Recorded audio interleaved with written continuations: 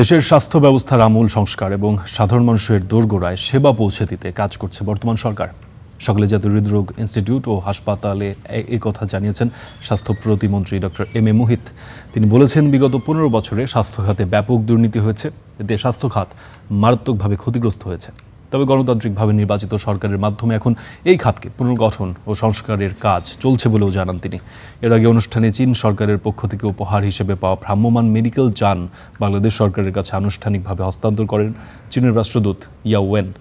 অনুষ্ঠানে স্বাস্থ্য প্রতিমন্ত্রী বলেন, নতুন এই যানগুলো সংক্রামক ব্যাধি নিয়ন্ত্রণ এবং এর ফলে সৃষ্ট পঙ্গুত্ব ও মৃত্যুহার রোধ করতে সহায়তা করবে।